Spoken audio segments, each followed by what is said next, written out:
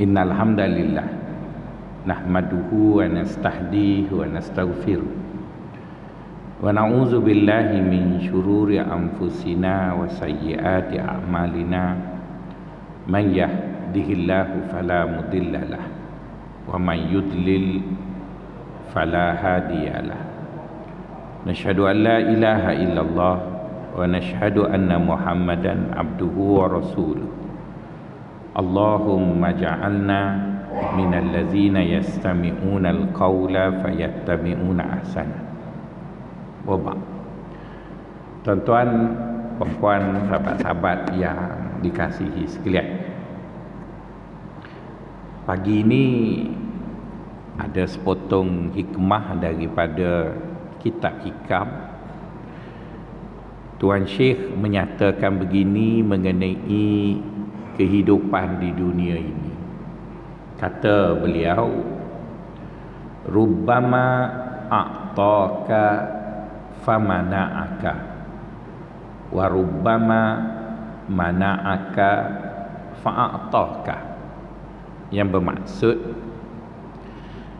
ada kala dalam hidup seseorang itu Allah beri sesuatu kepadanya. Namun ketika mana Allah memberi sesuatu kepada seseorang, dia juga sedang menghalang seseorang itu dari sesuatu. Ada kala Allah menghalang seseorang itu dari sesuatu, sedangkan pada masa yang sama dia sedang memberi kepada seseorang itu akan sesuatu.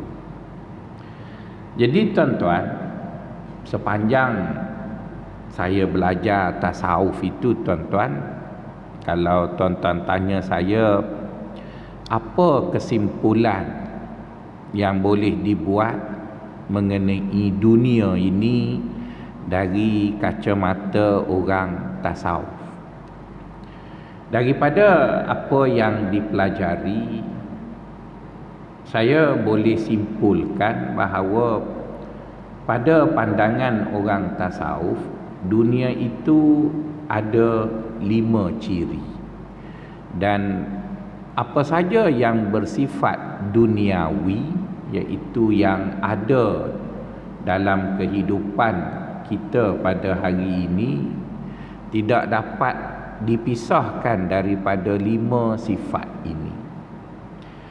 Menyedari akan 5 ciri tersebut ada pada setiap perkara dalam kehidupan dunia ini, maka sepatutnya kita tidak tersilap dalam berinteraksi dengan apa-apa perkara yang ada di dunia ini. Ciri yang pertama, apa yang ada di dunia ini tuan-tuan, ianya adalah nisbi ataupun relatif. Tidak ada sesuatu yang ada di dunia ini sifatnya mutlak, ianya adalah relatif. Kalau orang menggunakan media massa, dulu kena bayar nak masuk TV, kena bayar nak masuk surat khabar. Sekarang dengan teknologi yang ada, semua orang suka promote diri dia, dan dia gambarkan bahawa bila dia ada duit banyak, dia bahagia. Sebenarnya bahagia yang dia rasa itu adalah relatif bagi dia.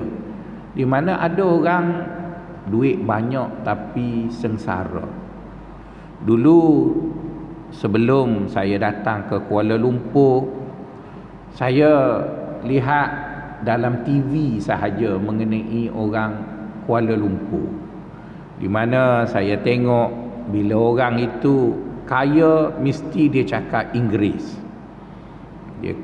Dia kalau dia cakap Inggeris tu mesti kaya terus maksudnya. Lepas tu bila sarapan pagi dia akan makan roti dengan butter.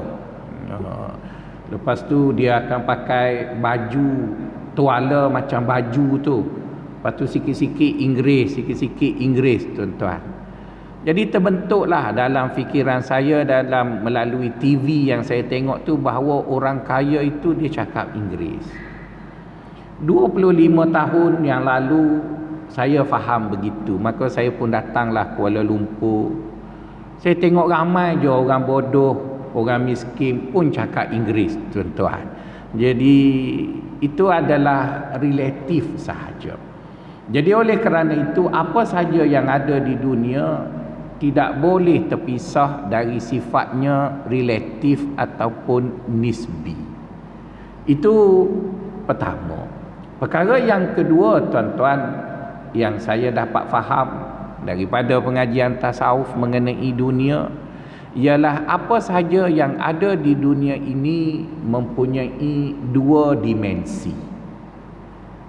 Tidak ada suatu perkara yang ada di dunia ini ianya pure, iaitu mempunyai satu dimensi. Ianya adalah kehidupan yang ada dua dimensi.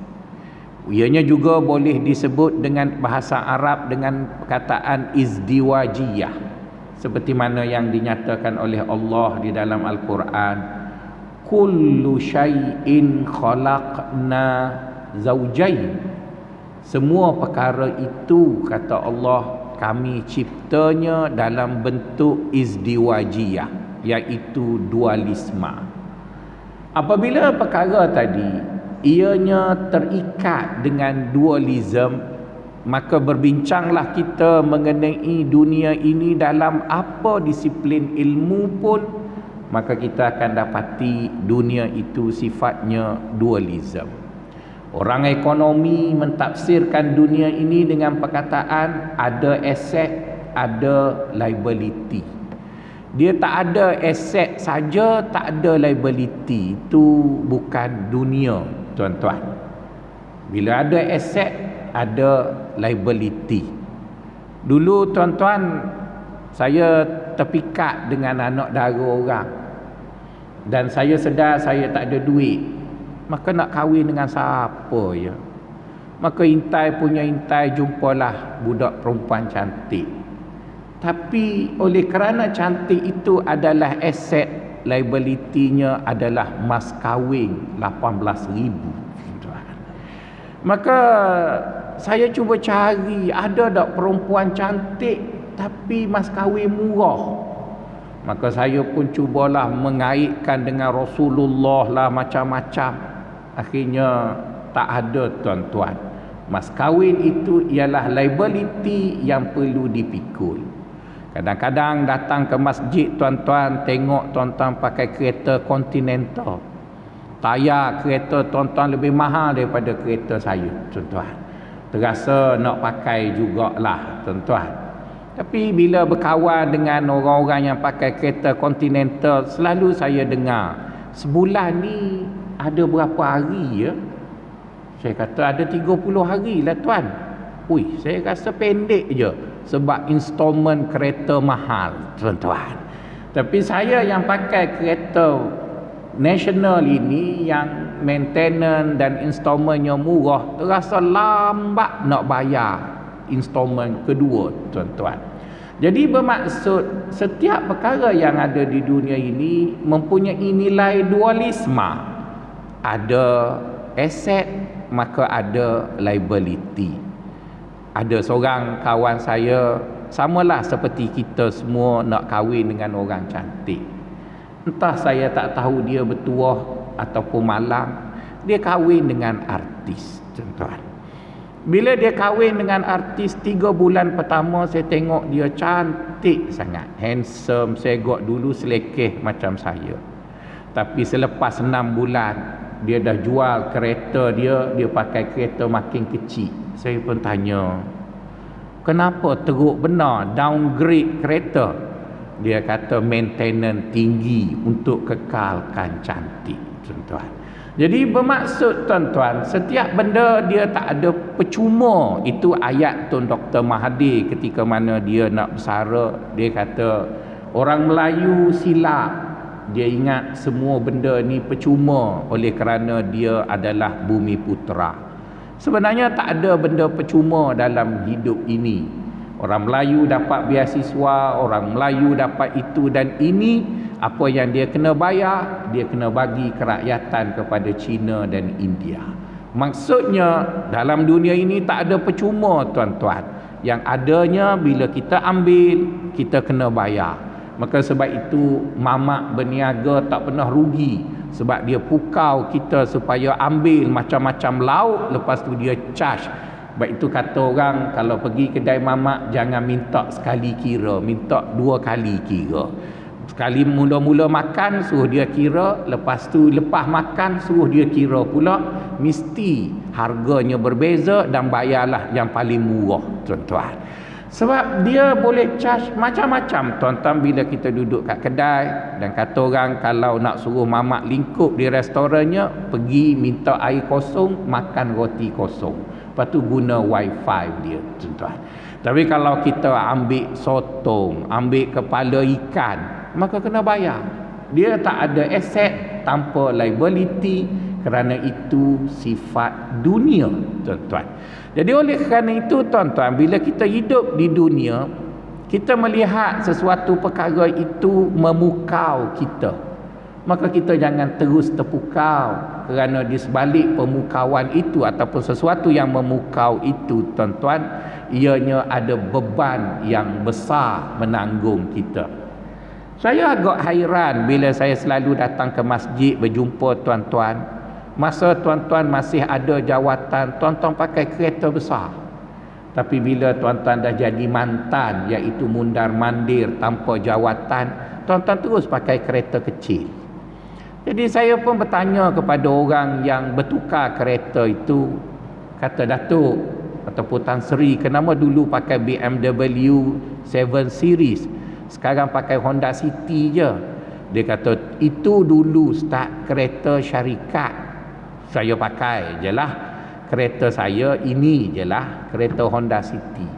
Jadi orang yang memakai kereta itu, dia tahu kereta itu memang sedap tapi maintenance-nya tinggi. Tapi ada orang bodoh, kereta itu dijual murah-murah, dia pun pergi beli. Dia ingat bila beli kereta BMW murah itu, dia cukup seronok. Akhirnya kita lihat banyak tersadai dekat parking rumah PPRT kereta BMW buruk tuan-tuan. Kerana mereka ingat orang kaya pakai kereta itu tanpa maintenance. Akhirnya bila dia beli, sekali rosak gearbox sama mahal dengan hutang rumah yang dia sewa tak bayar dengan DBKL ataupun PKNS. Jadi itu tuan-tuan, silapnya ialah dia lupa bahawa dunia ini ada aset, ada liability. Maka kita yang berinteraksi dengan dunia harus faham bahawa apa yang ada di dunia sifatnya dualisme, di mana orang ekonomi berbicara dengan bahasa itu.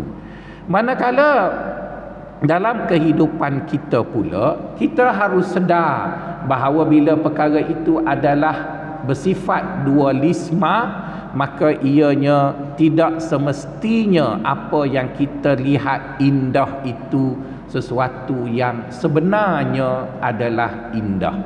Ada satu lakaran kartun saya lihat di mana orang perempuan yang kaya tuan-tuan, bila dia naik kereta mewah, dia selalu melihat kepada perempuan yang anak ramai. Dia kata alangkah seronoknya kalau dapat anak ramai. Manakala perempuan yang anak ramai pula melihat kepada perempuan kaya dengan mengatakan alangkah seronoknya kalau aku jadi perempuan kaya. Sebenarnya tuan-tuan, kedua-dua itu mempunyai peluang untuk menikmati, tetapi mereka terlupa bahawa setiap orang mempunyai peluang yang berbeza berbanding dengan orang lain. Itu perkara yang kedua yang saya faham mengenai dunia. Manakala perkara yang ketiga pula tuan-tuan, ialah suatu perkara yang ada di dunia ini, ianya terikat dengan limitasi. Suatu perkara yang ada di dunia ini semuanya terikat dengan limitasi. Dan limitasi itu boleh dilihat dalam 3 rupa. Pertama ialah limitasi berbentuk tempoh masa. Tidak ada suatu perkara yang ada di dunia ini tempoh masanya abadi. Ianya mesti ada garis penamat. Bagi Jokowi, garis penamatnya sudah hampir kerana sudah 2 penggal menjadi Presiden Amerika. Bagi Perdana Menteri kita ada lagi 3 tahun setengah untuk dia bertarung bagi penggal yang kedua. Bagi semua orang yang ada di dunia ini, dia terikat dengan duration ataupun tempoh masa yang dia ada. Dulu ada seorang kawan dekat masjid kita ini, lepas kuliah subuh dia pun minum kopi dengan saya dan dia cukup pandai bergurau. Dia kata, "Ustaz, minum kopi aja." "Ya Ustaz, minum kopi." Dia kata, "Saya minum yang lebih baik dari Ustaz." Saya kata, "Nak jugalah." Oh, dia kata, "Saya minum kote." Saya kata, "Apa benda kote?" Dia kata, "Kote tu ialah kopi campur teh." Oh, ingatkan kote dengan makna yang satu lagi tu, tuan-tuan. Oleh kerana sikapnya pandai berjenaka, dia ada menyebut pada saya 12 tahun yang lalu, di mana sebutannya begini. Kata dia, "Ustaz, kita orang lelaki ni masa muda kita mempunyai pandangan hidup. Kemudian bila tua sikit kita mempunyai pegangan hidup. Kemudian bila tua lagi kita akan menghadapi perjuangan hidup. Manakala bila dah tua sangat kita akan menghadapi zaman kenangan hidup." Jadi saya tak faham, tuan-tuan, mungkin saya bodoh agaknya kot. 12 tahun ambil masa nak faham apa makna pandangan hidup, pegangan hidup, perjuangan hidup dan kenangan hidup. Nampaknya tuan-tuan pun tak faham juga, sama bodohlah dengan saya. Tapi bila saya sudah tua, tuan-tuan, baru saya faham. Iaitu orang lelaki hebat macam mana pun masa umur 20, tengok je perempuan terus hidup, baru faham yang dimaksudkan dengan pandangan hidup. Tengok je dah hidup dah. Lepas tu tua sikit kena pegang dulu baru hidup. Kemudian tua lagi kena berjuang dulu baru hidup. Kemudian dah sampai sekarang umur nak pencen dan kita pula dah kena kencing manis, hampir-hampir zaman kenangan hidup, iaitu aku pernah hidup satu masa dahulu.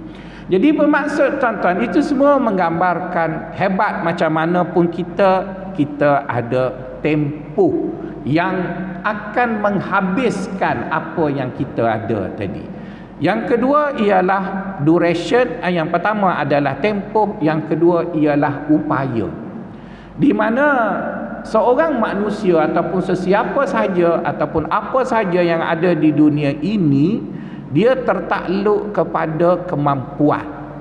Hebat macam mana pun besi punya keras, tuan-tuan, ianya akan lebur jika dibakar oleh api. Itu adalah penyataan dahulu. Tapi penyataan sekarang sudah berubah, bahawa hebat macam mana pun kereta kebal Israel ditembak oleh RPG Hamas boleh hancur, tuan-tuan. Maksudnya Israel klaim macam-macam tentang kereta kebalnya, tapi masuk je ke Gaza, mereka terpaksa balik kerana kereta kebal mereka tak mampu bertahan. Itu menunjukkan kepada kita, walau kuat macam mana pun besi yang dihasilkan oleh Israel, ada titik yang mana kemampuan itu akan berakhir. Maka begitu jugalah dengan apa yang ada di dunia. Kemampuan yang ada itu ada limitasinya, ada batasnya, dan dia tidak boleh melepasi kemampuannya tadi. Kalau dulu saya percaya bahawa Perdana Menteri boleh buat semua perkara, tapi bila akhir-akhir ini Perdana Menteri kita asyik kata, ini bukan kuasa saya, ini bukan kuasa saya tak boleh. Lama dah saya kenal Perdana Menteri, hari ini baru saya tahu bahawa Perdana Menteri juga ada keterbatasan kuasa. Jadi itu menunjukkan kepada kita, hebat macam mana pun masih ada limitasi yang membatasi perkara tadi. Itu perkara yang kedua berkait dengan tempuk berkait dengan limitasi. Perkara yang ketiga tuan-tuan ialah sesuatu perkara yang Allah beri kemampuan kepada kita. Dulu saya ingat kalau saya pergi kedai, bila orang bubuh nasi sikit, saya akan jeling dekat dia, bubuh tak sikit lagi tuan-tuan. Banyak makan. Ingat dulu kalau raya suka sangat tunggu bila Datuk Zainal buat rumah terbuka. Agak-agak Datuk Zainal ada lagi ya. Seronok makan macam-macam. Perut masa tu sama besar dengan perut unta tuan-tuan makan raya rumah Datuk Zainal. Tapi sekarang tuan-tuan harap-harap Datuk Zainal dah tak panggil saya sebab dah tak lalu nak makan tuan-tuan. Kalau pergi hanya bersembang, kalau dulu pergi untuk makan, maka itu menunjukkan bahawa kemampuan kita juga ada limitasi.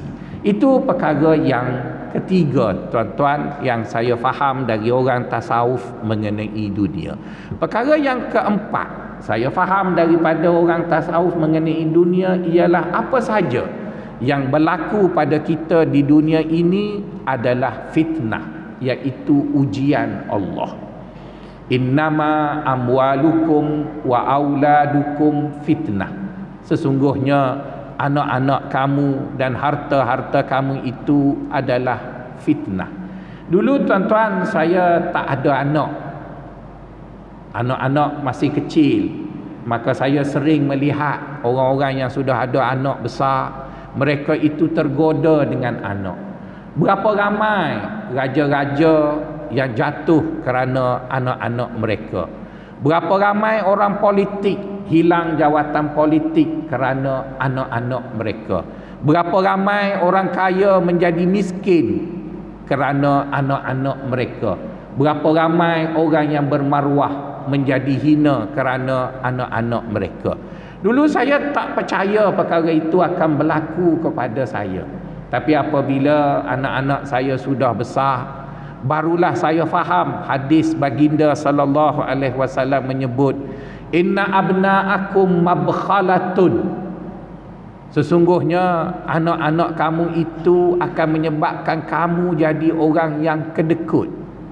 Sesungguhnya anak-anak kamu itu akan jadikan kamu orang yang melanggar peraturan. Dulu tuan-tuan hadis itu tak saya fahami kerana saya belum ada anak yang besar. Tapi apabila anak-anak saya juga sudah besar, baru saya faham. Di musim-musim nak dapat kerja yang payah ini, isteri saya selalu cakap, bang, abang kan kenal ramai Tan Sri, abang kan kenal ramai Datuk, tak boleh ke adjust tuan-tuan. Dulu tuan-tuan saya tak tahu apa makna adjust. Saya tak tahu tuan-tuan. Dan selalu mengutuk orang-orang pencing Petronas yang adjust anak-anak dia pun kerja Petronas juga tuan-tuan. Boleh dikatakan 40% pekerja Petronas baru itu adalah anak orang bekerja Petronas. Seolah-olah dia menyebut ini adalah legasi saya tuan-tuan. Dan bila saya jadi pensyarah dan profesor di universiti, isteri saya pun tanya, bang, tak boleh adjust ke anak kita? Jadi sekarang baru faham apa makna adjust tadi tuan-tuan. Jadi tuan-tuan, itu semua adalah fitnah yang akan mendesak kita untuk kita melakukan sesuatu yang betul ataupun salah. Jadi apa saja yang ada di dunia ini ialah ujian daripada Allah, di mana jangan kita ingat ujian itu datang dalam bentuk-bentuk tertentu dan tidak dalam bentuk-bentuk yang lain. Sebaliknya, apa saja yang berlaku di dunia ini adalah ujian Allah. Jika kita sakit adalah ujian. Jika kita sehat juga adalah ujian. Jika kita menang juga adalah ujian. Jika kita kalah juga adalah ujian. Jika kita kaya juga adalah ujian. Jika kita miskin juga adalah ujian. Jadi apa saja yang ada di dunia ini tuan-tuan, Allah adalah seorang yang cukup pandai membina instrumen ujian tadi, sehingga kadang-kadang ada manusia itu terlepas pandang tentang ujian tadi dan akhirnya dia gagal dalam ujian tadi.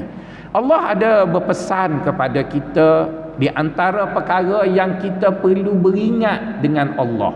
Ya betul, kita perlu takut dengan Allah, kita perlu sayang akan Allah, kita perlu kagum dengan Allah. Itu betul. Tapi ada satu pesan Allah yang jarang orang pesan pada kita dan sering kita terlupa apabila kita berinteraksi dengan Allah, di mana Allah berfirman, wala ya'manu makrallah illal qaumul khasirun.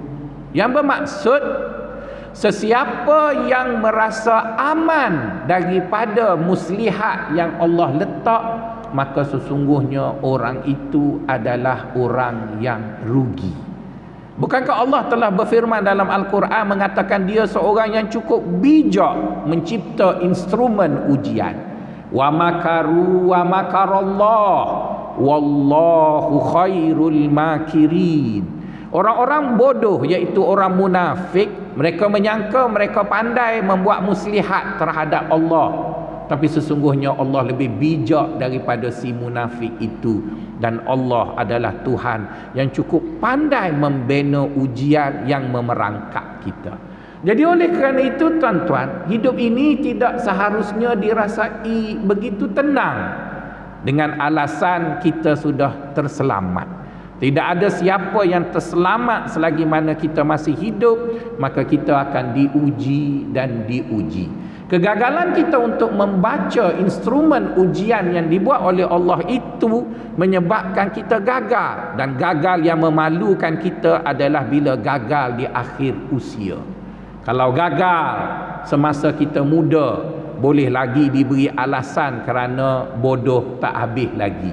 Saya selalu cakap dekat pelajar saya di universiti, kamu ada 3 tahun untuk buat sebanyak mungkin kesilapan. Dan bila kamu buat kesilapan semasa kamu menjadi seorang mahasiswa, burden daripada kesilapan itu akan ditanggung oleh pensyarah dan juga pihak universiti. Tapi apabila kamu sudah bergraduasi, kamu begitu gembira menjunjung sebuah segulung ijazah, maka pada ketika itu kami juga gembira kerana kami sudah tidak lagi bertanggungjawab di atas kesilapan kamu. Jadi tuan-tuan, dalam hidup ini ada orang menyangka kita melepasi tempoh tertentu maka kita sudah tidak diuji, maka itu adalah suatu kesilapan. Kesilapan yang amat besar apabila kita menyangka bahawa kita cukup selamat untuk tidak diuji, maka ianya bukanlah suatu yang betul. Dulu mungkin tuan-tuan rasa tuan-tuan duduk di luar masjid, tuan-tuan rasa yang menggoda tuan-tuan ialah syaitan. Maka tuan-tuan pun bertaubat, lari dari setan, maka tuan-tuan pun masuk masjid. Maka sebab itu bila masuk masjid, tuan-tuan sebut Alhamdulillah. Ya betul tuan-tuan, tuan-tuan masuk masjid, tuan-tuan duduk dengan Allah di dalam masjid, maka tuan-tuan pun menarik nafas lega dengan mengatakan Alhamdulillah. Maka saya akan bertanya, apa makna Alhamdulillah? Adakah Alhamdulillah itu bermaksud tuan-tuan dah masuk masjid, tuan-tuan lega tidak lagi diuji? Maka itu silap tuan-tuan. Itu silap sangat-sangat. Kalau di luar sana kita ditipu oleh syaitan, maka syaitan tak adalah sehebat mana membina instrumen ujian, kerana dia makhluk. Sekarang tuan-tuan masuk ke masjid, yang akan bina instrumen ujian itu adalah Allah Subhanahu wa ta'ala sendiri. Saya dilatih oleh beberapa agensi Kementerian Pendidikan Malaysia untuk menjadi penggubal soalan. Akhirnya tuan-tuan, saya mencapai satu tahap, kalau saya buat soalan, siapa jawab dia memang bodoh. Sebab soalan itu banyak perangkap tuan-tuan. Jadi tuan-tuan, itu baru manusia, bukan Allah. Allah lagi bijak. Maka sebab itu dia pesan dekat kita, wala ya'manu makrallah illal qaumul khasirun. tidak merasa aman akan muslihat Allah oleh seseorang, melainkan orang itu adalah orang yang rugi. Jadi Allah mengingatkan kita bahawa setiap apa yang kita lalui adalah ujian dan ujian dan ujian dan ujian dan ujian. Maka marilah sama-sama kita berhati-hati, beringat, moga-moga kita melepasi ujian tadi, dari satu bentuk ujian kepada ujian yang lain. Akhirnya kita berjaya melepasi tadi, dan bila kita pulang ke akhirat, barulah masa yang sebenar untuk kita merasa lapang dan juga berehat. Ada sepotong hadis qudsi yang mengingatkan kita bahawa hidup ini harus sentiasa berwaspada. Kata Allah dalam hadis tersebut, abdi ma ja'altu fikum amnaini wala khawfain faman amanani fid dunya khawwaftuhu fil akhirah wa man khafani fid dunya amantuhu fil akhirah. Yang bermaksud, wahai hamba-hambaku, aku tidak jadikan kamu merasa takut dua kali, dan juga aku tidak jadikan kamu merasa tenang dan aman dua kali. Sesiapa yang memilih untuk merasa tenang dan aman di dunia, maka dia akan diselubungi ketakutan di akhirat. Sebaliknya, sesiapa yang memilih untuk merasa takut dan sentiasa berwaspada di dunia, maka dia akan merasa aman di akhirat. Maka oleh kerana itu tuan-tuan, selagi mana kita diberi hayat, selagi mana kita hidup di dunia ini, maka ingatlah bahawa setiap detik yang kita lalui itu adalah ujian dan ujian dan ujian. Maka kita hendaklah sentiasa berwaspada, dan ianya amat menyukarkan dan menyulitkan kita. Tapi percayalah, waspada yang kita pegang itu akan menyelamatkan kita, dan kita akan selesai daripada ujian ini apabila sakaratul maut, ataupun apabila malaikat maut datang mengambil, iaitu bila habisnya tempoh ujian. Maka kita akan merasa aman yang sebenar-benarnya, seperti mana yang dinyatakan oleh Allah Subhanahu wa ta'ala. Itu perkara yang keempat, tuan-tuan. Manakala perkara yang kelima, tuan-tuan, yang Allah Ta'ala sebut tentang dunia ini, tuan-tuan, Allah menyatakan kepada kita bahawa, ataupun apa yang disebut oleh orang sufi mengenai dunia ini ialah sesuatu yang tertangguh lebih baik daripada sesuatu yang segera. Sesuatu yang tertangguh lebih baik daripada sesuatu yang segera.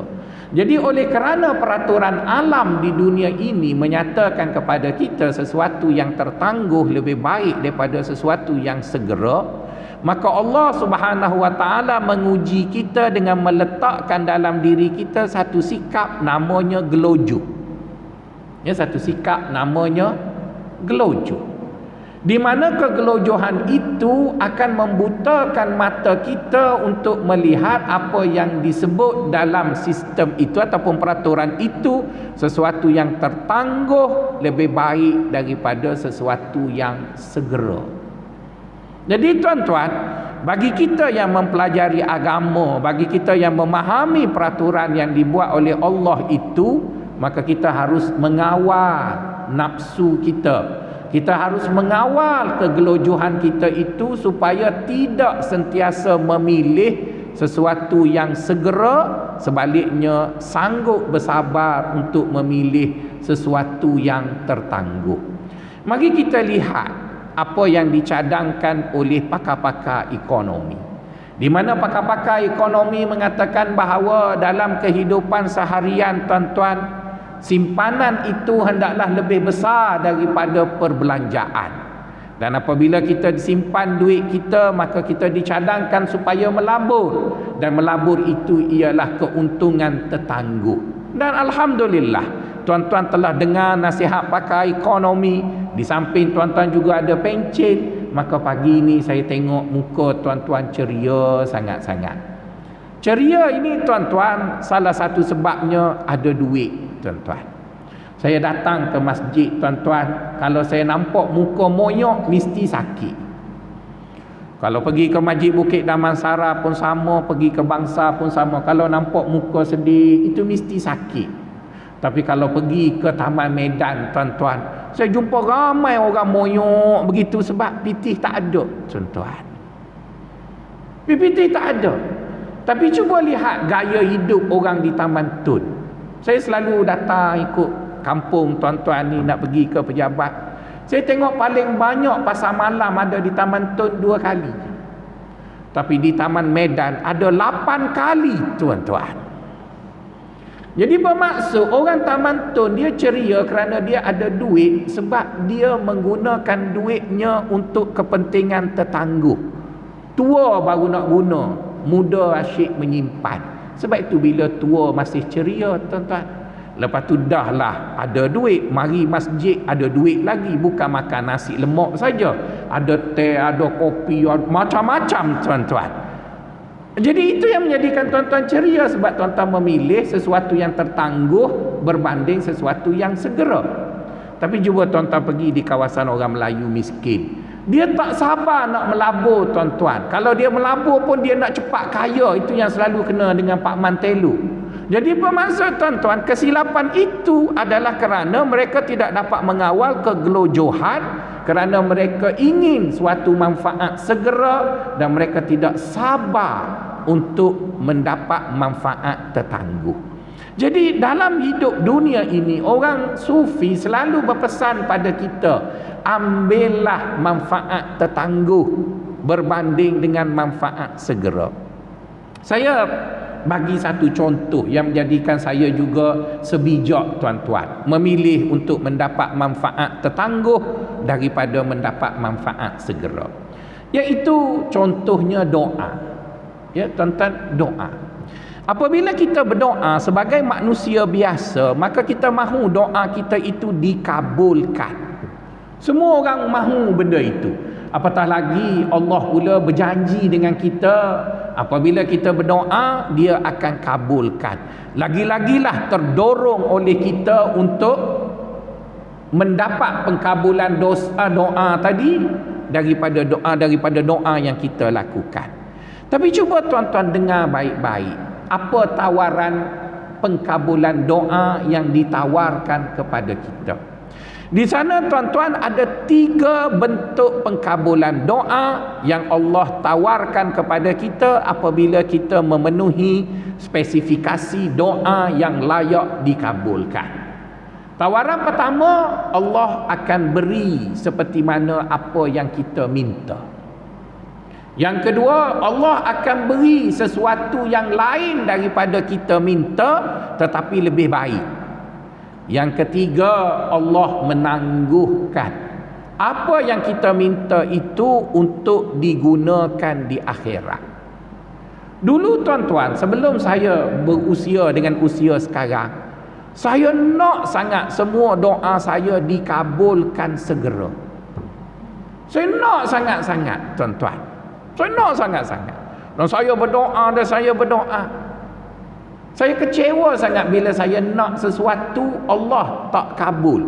Salah satunya masa kecil-kecil dulu, tahun 80-an, iklan susu Nespresso ialah jadi pilot kapal terbang emas. Wah, masa tu rasa bahagia sangat kalau dapat jadi pilot. Belum kenal lagi Kapten Ismail, belum kenal lagi yang Kapten Pencing ni, tak kenal lagi, tuan-tuan, tapi nak jadi pilot lah. Jadi cikgu yang motivasi saya supaya jadi pilot pun cikgu orang Perak. Dia duduk kat Manjui, namanya Cikgu Zakbar. Engkau Faisal kena belajar matematik dan sebagainya. Jadi saya belajar betul-betul, bukan kerana Allah pun nak jadi pilot. Dan cuba tanya dalam sikit, kenapa nak jadi pilot? Bukan nak bawa kapal terbang pun, sebab nak duduk dengan perempuan cantik. Itu kapal terbang pun siapa naknya. Sebab itu bila kenal je Kapten Ismail, saya terus cari mana isteri Kapten Ismail. Sebab banyak mesti Kapten Ismail kahwin dengan orang cantik. Sebab begitu kan kepala pilot tu. Jadi tuan-tuan, saya semayang, saya berdoa, maka dapatlah 5A, sekolah dalam hutan. Cerdik lah, tuan-tuan. Tuan-tuan belajar di sekolah Taman Tun dapat 5A itu biasa, sebab makan biskut Tiger, minum susu. Saya makan ubi kayu, tuan-tuan, boleh 5A juga. Bila dah boleh 5A, Cikgu Zakbar tu kata kamu kena jadi tentera udara dulu. Sebab bayar yuran untuk kursus dapat pilot. Saya tanya ada seorang pilot itu, berapa kos untuk dapat lesen kapal terbang? Dia kata murah je ustaz, 10 bulan 400,000. Allah. Zaman saya dulu 120,000. Aduh. Nak cari mana tuan-tuan? Kalau jadi doktor 400,000 juga, tapi paling kurang 5 tahun. Ini jadi pilot 10 bulan je. Okeylah, jadi pilihan yang ada untuk anak Melayu duduk di kampung ialah jadi kapten kapal terbang, askar dulu. Jadi saya pun nak jadi askar. Nak jadi askar bukan kerana nak berjuang untuk negara, tuan-tuan. Nak duduk dengan perempuan cantik tu je. Bukan nak duduk negara apa, siapa nak matinya, tuan-tuan. Jadi ayah saya, tuan-tuan, masa tu dia baru taubat. Dulu dia Setiausaha Agung, Setiausaha UMNO kawasan, lepas tu taubat dah. Lepas tu dia pun hantar saya sekolah pondok jadi ustaz, tuan-tuan. Oh, tak nak, tuan-tuan, marah ke Tuhan, kenapa tak bagi aku, marah-marah. Allah tak bagi juga, tuan-tuan. Sehinggalah tahun 2003 saya dah jadi ustaz. Saya tengok ada satu keratan akhbar mengatakan ada seorang kapten mas bernama ujungnya Faizal. Bukan Faisal, Faizal ya. Kalau tukar Z tu bubuk S, mesti saya. Mujurlah saya tak duduk kat situ, ditangkap kerana mencabut 5 orang pramugari, tuan-tuan. Mungkin kalau Allah kabulkan saya tadi, takut keluar lepas pada tu akhbar seorang kapten Kelantan nama Ahmad Faisal mencabut 56 orang, tak tahu, tuan-tuan. Jadi bermaksud, tuan-tuan, bila kita berdoa, tuan-tuan, kita rasa kita nak seperti yang kita nak itu.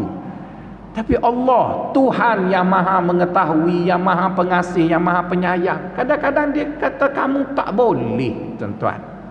Kamu tak boleh.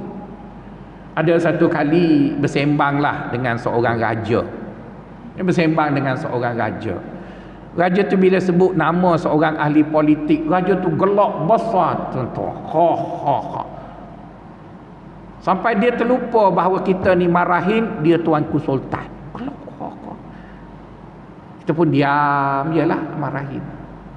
Lepas tu lepas dia sudah gelak tu, saya pun mencela, kenapa melucukan tuanku?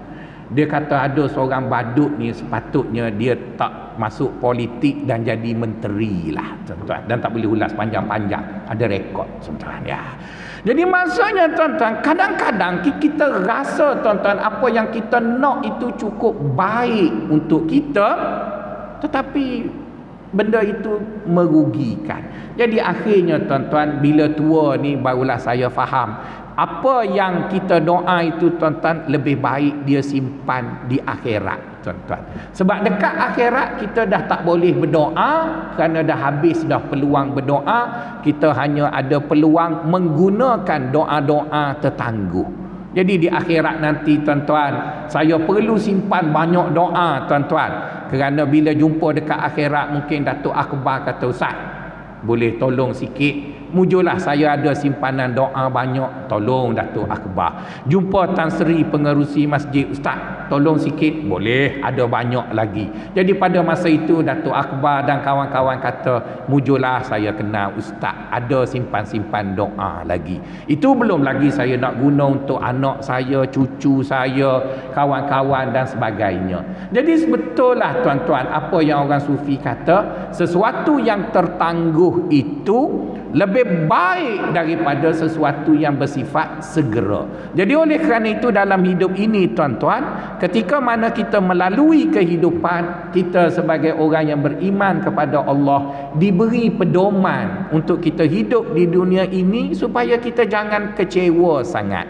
Kenapa kita tak perlu terlalu kecewa? Kerana sifat dunia itu ada 5 tadi, Dan apabila kita selalu sedar dunia tadi sedemikian, maka kita tidak akan terpukau, kita tidak akan tertipu, dan kita tidak akan kecewa. Kenapa? Kerana Allah Subhanahu Wa Taala tidak pernah melakukan sesuatu mengecewakan kita, di mana kekecewaan yang berlaku dalam hidup kita hari ini adalah berpunca dari dua perkara. Pertama, kita tidak melihat dan memahami sesuatu yang kita lalui itu secara holistik, dari awal sampai akhir, kiri, kanan, atas, bawah. Kita hanya tengok dari sisi kita sahaja. Maka jika dilihat sesuatu itu dari sisi kita, maka pandangan kita tentang perkara tersebut akan mengecewakan kita. Dulu saya pergi kursus, orang yang pergi kursus tu dia kata, "Ustaz, bila nak tengok suatu benda, kita ada 7 mata." Allah, banyaknya.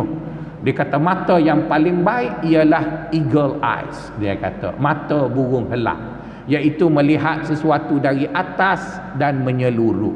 Jadi bila kita melihat tadi, lazimnya kita akan guna mata kuda yang disuruh untuk menarik gerabak. Biasanya kalau tuan-tuan pergi ke negara Arab yang mereka ada kuda di tengah-tengah jalan raya itu, tuan-tuan, mata kuda ataupun keldai dia duduk di tepi, maka dia akan nampak tepi itu luas sangat, tepi belah sini luas juga. Jadi untuk menjadikan matanya tadi nampak depan je, maka orang pun bubuh alat halang mata dia, maka dia nampak depan je.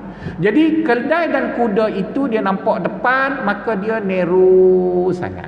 Jadi begitulah juga bila kita hidup di dunia, kita melihat sesuatu yang berlaku pada kita dengan pandangan yang terlalu narrow itu, maka kita akan sedih, kita akan kecewa dan sebagainya.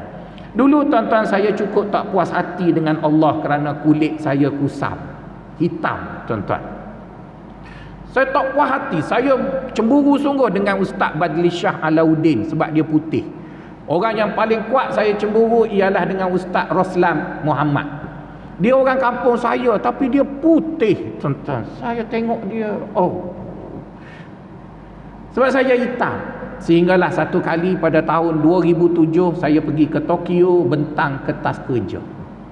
Bila saya bentang kertas kerja di Tokyo, saya tengok ramai orang India kahwin dengan Jepun. Saya kata, pelik betul. Jepun ni mata sepek tak nampak kok, India tu kan hitam. Ramai sungguh kahwin dengan Jepun. Lepas tu ada seorang Jepun tu, dia pernah belajar dekat UKM, dia jumpa saya, dia kata dia kenal saya. Lepas tu saya kata, nak tanya satu soalan sensitif lah. Boleh. Kamu ni mata rabun ke cerah? Dia kata cerah je, okey je. Habis yang kau kahwin dengan India hitam tu? Dia kata, Ustaz, ada 2 sebab. Apa dia? Pertama, kami dah mual dengan putih, nak hitam pula. Alhamdulillah. Jepun dia tak ada dah putih, dia lama dah tengok putih, dah tak menarik. Hitam tu pula menarik. Wow. Jadi saya kata ada peluang, cuma tak ada arah banyak makanan Jepun saya tak makan, tuan-tuan. Jadi bermaksud, tuan-tuan, bila kita lihat satu benda dari sisi yang sempit, kita akan rasa tak puas hati lah, macam-macam. Cuba kita pergi ke satu tempat lain, lihat sesuatu itu dari ufuk yang lebih luas, maka kita akan dapati Allah tidak menganiayai kita. Lepas tu satu hari saya naik lift dengan seorang pelajar saya yang senior tapi tak kahwin. Lift tu agak tinggi, bangunannya 7 tingkat, perlahanlah sikit. Saya pun tanya, kenapa kamu tengok ustaz atas bawah malulah? Dia kata, ustaz seksi lah. Ulu. Saya kata, kenapa kamu cakap begitu? Dia kata, lelaki buncit ustaz seksi dan prosperity. Lepas pada tu, tuan-tuan, saya dah tak berjoging kerana nak jaga keseksian itu, bahawa buncit juga adalah suatu yang menawan, tuan-tuan. Jadi bermaksud, tuan-tuan, hidup ini dia adalah relatif, hidup ini adalah nisbi, hidup ini macam-macam. Jadi kalau tuan-tuan berasa sedih dengan duit yang tuan-tuan ada tu, pergilah melancong, tengok di tempat lain. Nescaya tuan-tuan akan mensyukuri nikmat Allah Subhanahu wa taala. Saya nampak tuan-tuan dah senyum dan makanan pun dah siap. Maka moga-moga ianya memberi sedikit pedoman dalam menjalani kehidupan. Janganlah sedih sangat. Tuan-tuan cukup bertuah, banyak nikmat yang Allah beri, dan harap-harap janganlah claim RM100 madani yang kerajaan beri, kerana tuan-tuan tak layak pun. Kalau tuan-tuan claim juga, Datuk Akbar akan giling kepala. Tidak ada integriti tuan-tuan. Saya pun nak claim juga, sebab semua orang claim tapi berdosa, jadi kita pun tak claim lah tuan-tuan. Bagi orang yang perlu claim, mereka claim kita dah banyak pencen kerajaan bagi, maka marilah sama-sama kita mensyukuri perkara tadi dan menikmati sarapan pagi yang disediakan. Assalamualaikum warahmatullahi taala wabarakatuh.